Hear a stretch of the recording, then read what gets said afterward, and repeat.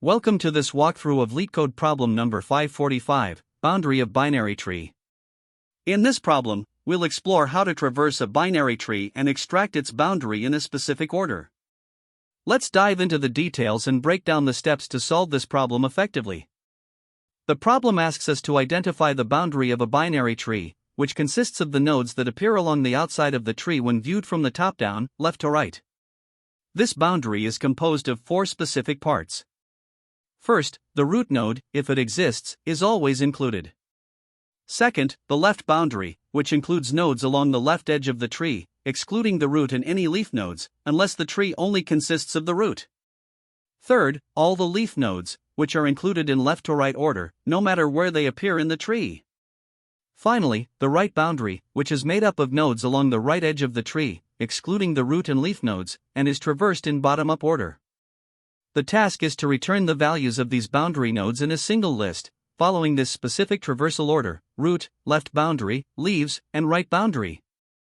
The input to the problem is the root of a binary tree, where each node contains an integer value and pointers to its left and right children. The value of each node will be within the range of -10 to the power of 5 and +10 to the power of 5, and either child pointer can be null if the child does not exist.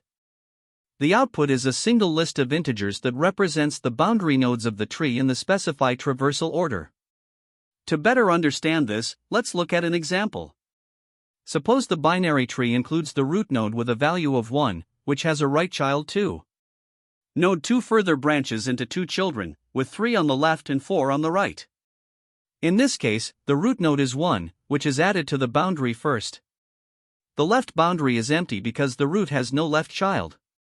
The leaf nodes are 3 and 4, as they are the nodes with no children, and they are added in left to right order. The right boundary includes node 2, traversed in bottom-up order, which in this case is just the node itself. Combining these parts, the final boundary of the tree is 1, 3, 4, 2. Now, let's examine another example to further clarify the process. Consider a binary tree where the root node is 1, with left and right children 2 and 3, respectively. Node 2 has children 4 and 5, while node 3 has a right child 6. Additionally, node 5 has 2 children, 7 and 8, and node 6 has a left child 9. For this tree, the root is 1, which is the first node in the boundary. The left boundary includes nodes 2 and 4, as we traverse along the left edge of the tree, excluding leaf nodes. Next, the leaf nodes are 7, 8, 9, and 6, collected in left to right order. Finally, the right boundary includes node 3, traversed in bottom-up order. Putting all these parts together, the boundary of the tree is 1, 2, 4, 7, 8, 9, 6, 3. The final boundary for this example is 1, 2, 4, 7, 8, 9, 6, 3. Let's also consider the constraints and some edge cases to ensure our solution works for all scenarios. The tree can contain up to 10,000 nodes, and each node's value will be within the range of -100,000 to +100,000. Edge cases include a single node tree, where the boundary consists only of the root's value, skewed trees, where all nodes are aligned to the left or right, resulting in a boundary that follows the single path, and trees where every node is a leaf, in which case all nodes are included in left to right order.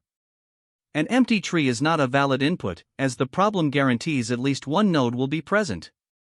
These considerations ensure that the solution handles both typical and special cases effectively. To solve the problem of finding the boundary of a binary tree, we need to return the boundary in a specific order, starting with the root, followed by the left boundary, excluding leaves, then all leaf nodes, and finally the right boundary in reverse order, excluding leaves. Achieving this requires combining different tree traversal techniques. One approach to consider is the brute force method, which involves performing 3 separate traversals. First, we use a pre-order traversal to capture the left boundary nodes. Next, we perform another traversal to collect all the leaf nodes in the tree. Finally, we use a post-order traversal to extract the right boundary nodes in reverse order. While this approach aligns well with the problem requirements and is simple conceptually, it has some drawbacks. It involves redundant work due to multiple passes over the tree, which impacts efficiency. The time complexity remains O(n) per traversal, but since there are 3 traversals, the combined complexity is still O(n). Additionally, it requires O(h) space for the recursion stack, where h is the height of the tree. Overall, the brute force approach is straightforward but lacks optimization, making it less ideal for larger trees. A more efficient approach is the optimized single traversal strategy. This method consolidates all the tasks identifying the root, left boundary, leaf nodes, and right boundary into a single depth-first traversal. During this traversal, we first add the root node if it exists. For the left boundary, we include nodes encountered while descending the left side of the tree, stopping when we reach the leaves. At the same time, we collect any leaf nodes encountered throughout the traversal. Lastly, we record the right boundary nodes as we traverse back up, storing them in reverse order. This approach is more efficient because it reduces unnecessary work by visiting each node only once. The key insight here is that we can classify nodes as part of the left boundary, leaves, or right boundary based on their position during traversal. In terms of complexity, the time remains O(n), since every node is visited once, and the space complexity is O(h), due to the recursion stack. However, this method requires careful handling of edge cases, such as trees that are skewed to one side or those without any leaf nodes. Despite these challenges, the optimized single traversal method is significantly more efficient than the brute force approach. The chosen strategy for solving this problem is the optimized single traversal approach. This method stands out for its efficiency, as it consolidates all the required tasks, processing the left boundary, leaves, and right boundary into a single traversal, minimizing redundant work. While it is slightly more complex to implement compared to the brute force approach, it avoids unnecessary computations, making it both clear and practical. This strategy is also highly scalable, handling trees of various shapes and depths effectively, provided that the recursion stack can accommodate the height of the tree. Key observations that guided this choice include the fact that left and right boundary nodes can be identified early during the traversal, and leaf nodes can be easily collected by checking if a node has no children. By ensuring a linear time complexity of O(n), the approach is well suited for larger trees. Additionally, compared to the iterative approach, this method is simpler to implement and debug, while still maintaining efficiency. Although the brute force approach provides conceptual simplicity, its reliance on multiple traversals makes it less efficient overall. The optimized approach strikes the right balance between clarity and performance, making it the ideal choice for solving this problem. To solve this problem, we need to understand the requirements for a boundary traversal of a binary tree.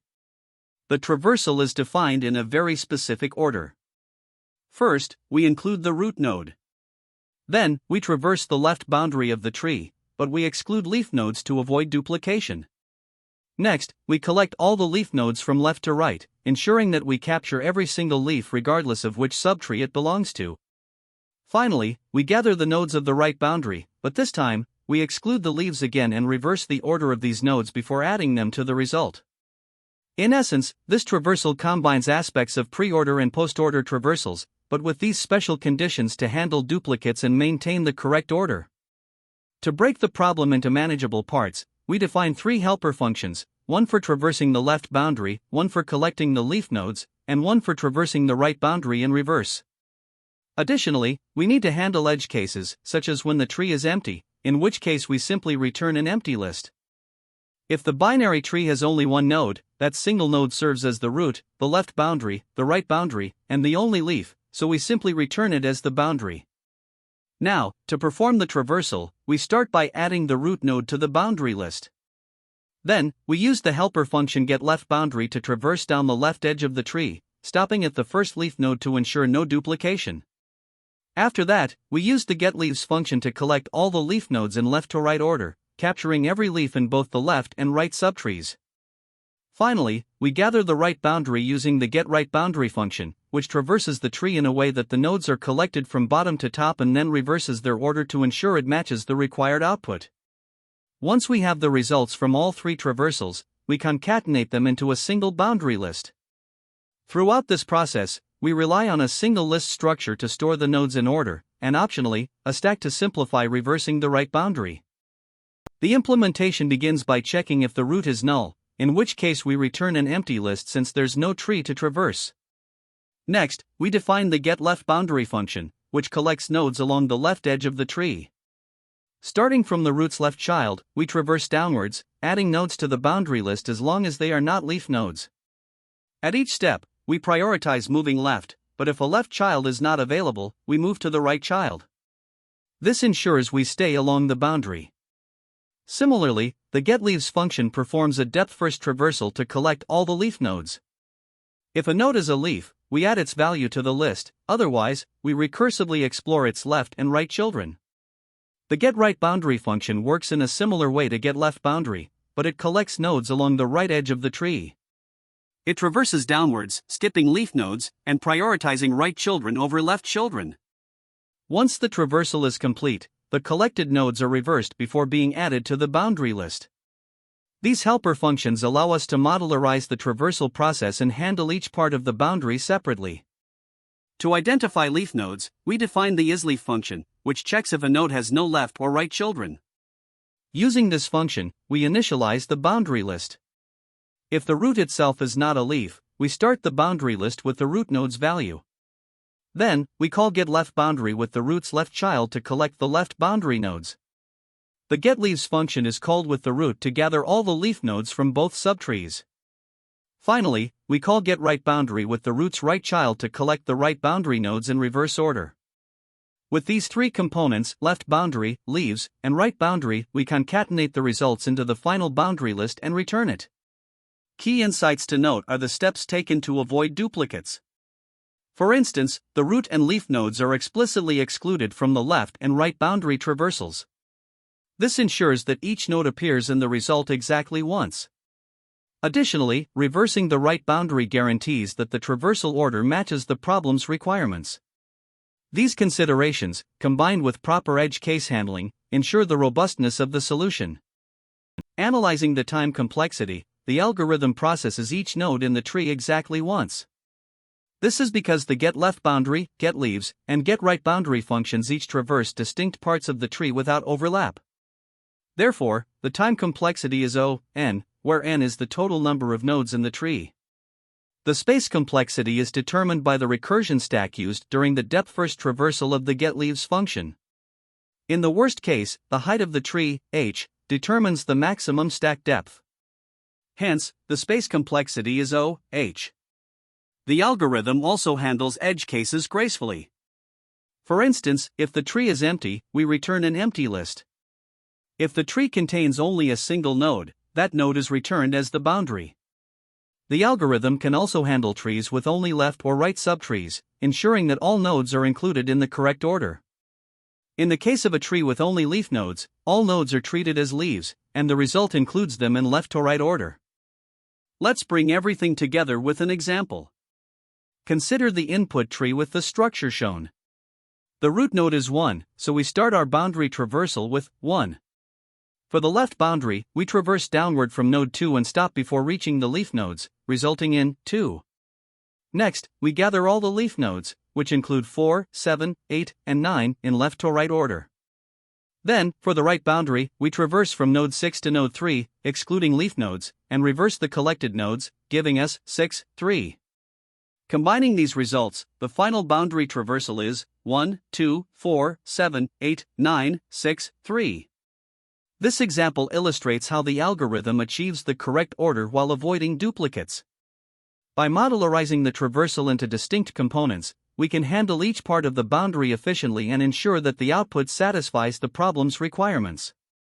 Here, we start by defining the boundary of binary tree function, which takes the root of the binary tree as input. If the root is null, we simply return an empty list since there's no boundary to compute. Next, we define a helper function as _leaf that checks if a given node is a leaf node. A node is considered a leaf if it exists and has no left or right children.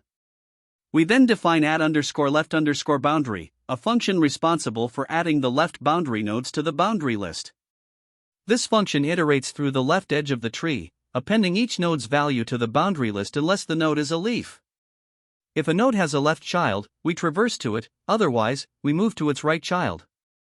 This ensures we correctly add the left boundary, bypassing leaf nodes. Next, we define the add_leaves function, which traverses the entire tree to collect the values of all leaf nodes. This function uses recursion to visit both left and right subtrees. If a node is a leaf, its value is appended to the boundary list, otherwise, we continue the recursive traversal. We also define add_right_boundary, which works similarly to add_left_boundary but processes the right side of the tree. In this case, we use a stack to temporarily store the values, ensuring we can append them to the boundary list in reverse order after the traversal. Finally, we initialize the boundary list with the root node's value. We then add the left boundary, excluding the root and leaf nodes, followed by the leaf nodes in left to right order. Lastly, we add the right boundary in reverse, again excluding the root and leaves.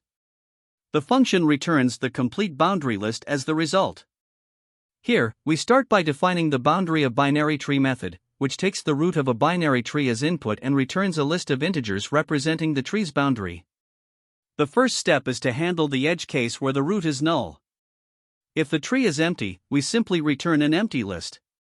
Next, we initialize a list called boundary, which will store the nodes forming the boundary of the tree. If the root is not null, we add its value to the boundary list since the root is always part of the boundary. After that, we divide the problem into three main tasks, adding the left boundary, the leaf nodes, and the right boundary. To avoid duplicates, we exclude leaves and the root itself from the left and right boundaries. If the root has a left child, we call the addLeftBoundary helper method to collect the left boundary nodes. Similarly, we call the addLeaves method to gather all leaf nodes from left to right. Finally, if the root has a right child, we invoke the addRightBoundary method to collect the right boundary nodes. The resulting list is returned as the final boundary of the tree. Now, we define the helper methods to handle the three different parts of the boundary. The isLeaf method checks if a given node is a leaf by verifying that both its left and right children are null. This utility function is used throughout the implementation to ensure we correctly identify leaf nodes. The addLeftBoundary method is responsible for traversing the left boundary of the tree, excluding leaf nodes. It iterates through the leftmost path, adding the value of each non-leaf node to the boundary list. If a node does not have a left child, it moves to the right child instead, ensuring the traversal continues along the boundary. The addLeaves method handles the collection of all leaf nodes in the tree. It uses a recursive approach to traverse the tree in a depth-first manner. If the current node is a leaf, its value is added to the boundary list. Otherwise, the method recursively processes the left and right subtrees. This ensures that all leaf nodes are captured in left to right order, regardless of their position in the tree. Finally, we begin defining the addRightBoundary method, which will handle the right boundary nodes. The addRightBoundary method uses a stack to collect the right boundary nodes in reverse order. It traverses the rightmost path of the tree, excluding leaf nodes, and pushes each non-leaf node's value onto the stack. If a node does not have a right child, it moves to the left child instead, maintaining the boundary traversal. Once the traversal is complete, the values in the stack are popped and added to the boundary list. This ensures the right boundary nodes are added to the result in the correct top-to-bottom order. Finally, we define the treeNode class, which represents the structure of a binary tree node. Each node contains an integer value, a reference to its left child, and a reference to its right child. This class allows us to construct the binary tree structure needed to solve the problem. With these methods and the treeNode class in place, the implementation is complete, and we have a clear, modular approach for collecting the boundary of a binary tree. We begin with example 1, which demonstrates a simple binary tree. The input tree has a root node valued at 1, with two child nodes, 2 and 3. Node 2 has its own children, 4 and 5, and node 3 has a single right child, 6. First, we initialize by adding the root node, 1, to our boundary list. So, the boundary starts as 1. Next, we traverse the left boundary, beginning with the left child of the root, node 2. Since node 2 is not a leaf, we add it to our boundary, making it 1, 2. From there, we move to node 2's left child, node 4. Node 4 is a leaf, so we stop processing the left boundary. At this point, the boundary remains 1, 2. Now, we traverse the entire tree to locate all leaf nodes in a left-to-right fashion. Node 4 is the first leaf we encounter, so we add it to the boundary, updating it to 1, 2, 4. Continuing with the leaf nodes, we find that node 5 is also a leaf, so we append it to our boundary. This gives us 1, 2, 4, 5. Then, we move to the right subtree and identify node 6 as another leaf. Adding node 6 to the boundary updates it to 1, 2, 4, 5, 6. Next, we handle the right boundary. Starting with the right child of the root, node 3, we use a stack to ensure the correct order when adding these nodes to the boundary. Node 3 is not a leaf, so we push it onto the stack. We then move to node 3's right child, node 6, but since node 6 is a leaf, we stop traversing the right boundary. Finally, we pop elements from the stack and append them to our boundary. Adding node 3 results in the final boundary of 1, 2, 4, 5, 6, 3. The output for this example is 1, 2, 4, 5, 6, 3. Now, let's examine example 2, which features a tree with only a left subtree. The tree has a root node, 1, with a left child, 2. Node 2 has two children, 3 and 4. We begin by initializing the boundary with the root node, so boundary equals 1. Then, we traverse the left boundary, starting with the left child of the root, node 2. Since node 2 is not a leaf, we append it to the boundary, updating it to 1, 2. We then move to node 2's left child, node 3. As node 3 is a leaf, we stop processing the left boundary. At this stage, the boundary remains 1, 2. Next, we collect all the leaf nodes from the tree. Node 3 is the first leaf we encounter, so we add it to the boundary, making it 1, 2, 3. We then locate node 4, another leaf, and append it to the boundary, which becomes 1, 2, 3, 4. Since there is no right subtree in this example, we skip the right boundary step. The final boundary is 1, 2, 3, 4, and this is the output for this example. In example 3, we are given a tree with only a right subtree.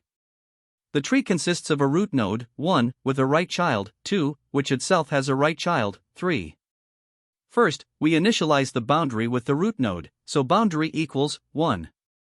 Since there is no left subtree, we skip the left boundary traversal. Next, we collect all the leaf nodes in the tree.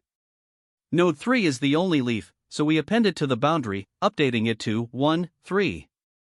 After handling the leaf nodes, we proceed to traverse the right boundary. Starting with the right child of the root, node 2, we use a stack to ensure the correct order when adding nodes to the boundary. As we traverse the right boundary, we see that node 2 is not a leaf, so we push it onto the stack. We then move to node 2's right child, node 3. Since node 3 is a leaf, we stop processing the right boundary. At this point, we pop elements from the stack and append them to the boundary. Adding node 2 results in the final boundary of 1, 3, 2. The output for this example is 1, 3, 2. To analyze the time complexity of our solution, we can break it down into three main steps: traversing the left boundary, collecting the leaf nodes, and traversing the right boundary. First, the left boundary traversal involves the add_left_boundary function, which moves through the leftmost path of the tree. In the worst-case scenario, this function will traverse all the nodes along the height of the tree, h. For a balanced tree, this height is proportional to O log n, and for a completely skewed tree, it becomes O n. So, the time complexity for this step is O h. Next, during the leaf node collection, that add_leaves function performs a complete traversal of the tree to collect all the leaf nodes. Since every node in the tree is visited exactly once, the time complexity of this step is O n. Finally, the right boundary traversal, handled by add_right_boundary, processes the nodes along the rightmost path of the tree. This involves pushing values onto a stack and then popping them to reverse the order. Like the left boundary traversal, this step's complexity is also proportional to the height of the tree, O h. When we combine these three steps, the total time complexity becomes O h for the left boundary, O n for the leaf node collection, and O h for the right boundary. Summing these together, we get O h plus O n plus O h, which simplifies to O n, because the dominant factor is the complete traversal of all nodes. Even in the worst case, such as a skewed binary tree where the height h equals O n, the overall time complexity remains O n. Now, turning to space complexity, the first factor is the boundary list. This list stores all the boundary nodes, and in the worst case, it could include every node in the tree, resulting in O n space. Additionally, the depth-first traversal used in the add_leaves function relies on the recursion stack. The maximum depth of this stack corresponds to the height of the tree, h. For a balanced tree, this is O log n, while for a skewed tree, it is O n. Another aspect of space complexity comes from the @_right_boundary function, which uses an explicit stack to reverse the order of the right boundary traversal. The size of this stack is proportional to the number of nodes along the right boundary, which is O, h. When we consider the total space complexity, it is determined by the larger of these factors, O, n, for the boundary list or O, h, for the recursion stack or explicit stack. Given that h is at most n, the overall space complexity is O, n. This ensures that our solution remains efficient not just in terms of time but also in terms of memory usage, even for trees with extreme structures, such as completely skewed trees. Comparing this approach to a naive method can provide additional insights. A naive solution might involve creating separate lists for the left boundary, leaf nodes, and right boundary, and then combining them at the end.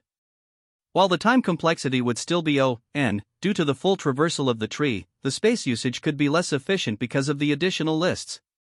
In contrast, the optimized approach directly appends values to a single boundary list, minimizing space overhead and streamlining the implementation. Whether we're dealing with the best case, a balanced tree with height O log n, the worst case, a completely skewed tree with height O, n, or the average case for a random tree, the time complexity remains O, n, and the space complexity is also O, n, as every node in the tree is visited exactly once and stored appropriately.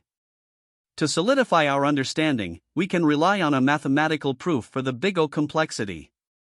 Each node in the tree is visited exactly one time during the traversal, and for each node, we perform a constant amount of work, O1. With n total nodes in the tree, this results in O, n, work overall. Additionally, the space requirements are determined by the larger of two factors, the size of the boundary list, which could include all n nodes in the worst case, and the recursion or explicit stack, which depends on the height of the tree, h. Since the height h ranges from O log n in a balanced tree to O, n in a skewed tree, the total complexity, both time and space, remains O, n, making the solution efficient and scalable for any binary tree. When working on the boundary of a binary tree, there are a few common mistakes to watch out for. First, a frequent issue is adding the root node multiple times to different parts of the boundary. For example, the root might be included in both the left boundary and the leaf nodes. This is incorrect because the root should appear only once in the final result, typically at the very beginning. Another mistake is misidentifying leaf nodes. It's important to remember that not every node without children qualifies as a leaf. If a node is part of the left or right boundary, it should not be treated as a leaf, even if it has no children. Lastly, when traversing the right boundary, many make the error of processing it in top-down order. However, the right boundary must be added in reverse order to maintain the proper sequence in the boundary traversal result. Missteps like these can lead to incorrect outputs, so it's crucial to handle these cases carefully. There are additional pitfalls to be mindful of. One is skipping edge cases, such as when the tree contains only a single node or is missing a left or right subtree. Neglecting these special scenarios can result in incorrect or incomplete outputs. Another common issue is inefficient traversal. For instance, revisiting nodes to identify leaves after already traversing the tree for boundaries adds unnecessary redundancy. This increases the time complexity of your solution. To avoid this, it's essential to design your algorithm in a way that minimizes repeated work, ensuring that each node is processed only once. In interviews, there are a few key insights that can help you stand out when solving this problem. First, the traversal order is critical. You need to ensure the correct sequence, root first, followed by the left boundary excluding leaves, then all leaf nodes, and finally, the right boundary excluding leaves, which should be added in reverse order. To generalize your solution for any binary tree, avoid hard-coding traversal rules, instead, rely on recursion or a clear iterative approach. Additionally, aim for O, n, time complexity, where each node is visited only once. Be prepared to discuss how your solution handles edge cases, such as skewed trees with all nodes on one side or trees with only a single node. Lastly, during an interview, communicate clearly how you avoid double-counting nodes and ensure proper handling of the reversed right boundary. This level of detail shows both technical skill and problem-solving clarity. To deepen your understanding of binary tree problems, you can explore related challenges on LeetCode that share similar concepts. For instance, problem number 94, binary tree inner traversal, focuses on general tree traversal techniques. Problem number 102, binary tree level order traversal, introduces breadth-first search traversal, which is useful in certain scenarios. Problem number 113, PathSum 2, involves collecting specific paths within a binary tree, providing insight into path-based operations. Finally, problem number 144, binary tree pre-order traversal, emphasizes depth-first search traversal with a root-first order. Working through these problems will help you build a strong foundation in binary tree algorithms and improve your ability to recognize patterns across different variations. There are several approaches you can take to solve the boundary traversal problem, each with its trade-offs. A recursive approach involves using helper functions to separately handle the left boundary, leaf nodes, and the right boundary. This method is often simpler to implement but requires careful attention to boundary conditions to avoid errors. Alternatively, you can use an iterative approach, employing stacks or queues to traverse the tree. While this avoids the risk of stack overflow in deeply nested trees, it can be more complex to implement and debug. Finally, there's the one-pass traversal approach, which combines the processing of the left boundary, leaves, and right boundary into a single traversal. This method is highly efficient but can be harder to maintain due to its intertwined logic. Choosing the right approach depends on your comfort level with the trade-offs and the specific constraints of the problem. Great job!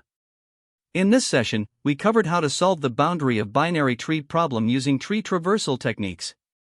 Remember to focus on breaking down complex problems into smaller, manageable parts. Thanks for watching, and see you in the next lesson. That's the end of this tutorial. I hope you found this explanation helpful for understanding the solution to this LeetCode problem. If you enjoyed this content, please consider subscribing to the channel for more coding tutorials and solutions. Feel free to leave a like if this video helped you, and don't hesitate to comment with any questions you might have. Thanks for watching, and happy coding!